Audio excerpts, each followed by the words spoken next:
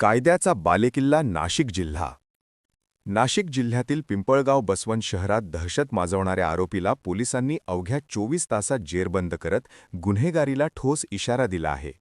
बस आगार परिसरात झालेल्या जीवघेण्या हल्ल्यानंतर संतप्त नागरिकांनी तीव्र प्रतिक्रिया व्यक्त केली होती. या पार्श्वभूमीवर पोलिसांनी तातडीने कारवाई करत मुख्य संशयित आरोपी आर्यन बिगानिया याला अटक केली असून सिद्धेश बिगानिया याचाही गुन्ह्यात समावेश आहे. यांना कायद्याचा बालेकिल्ला नाशिक जिल्हा पिंपळगाव बसवंत पोलीस निरीक्षक प्रदीप देशमुख यांनी दाखवून दिला.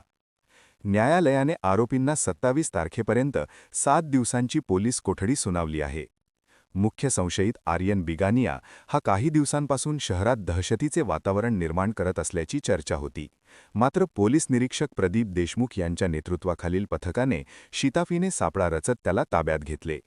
अटकेनंतर पोलिसांनी आरोपीला घटनास्थळ, त्याचे राहते घर व अन्य महत्त्वाच्या ठिकाणी नेऊन कसून चौकशी केली. कडक बंदोबस्तात ही कारवाई पार पडली. या कारवाईत पोलीस निरीक्षक प्रदीप देशमुख यांच्या मार्गदर्शनाखाली शुभम उगले, नितीन गाढवे, निलेश जाधव, संतोष ब्राह्मणे, विकास वाळुंज, चंद्रकांत निकम, गोकुळ खैरनार व भाऊसाहेब धात्रक यांच्या पथकाने सहभाग घेतला. दरम्यान उर्वरित आरोपींचा शोध सुरू असून गुन्हेगारांना कोणतीही सूट दिली जाणार नाही असा स्पष्ट इशारा पोलिसांनी दिला आहे.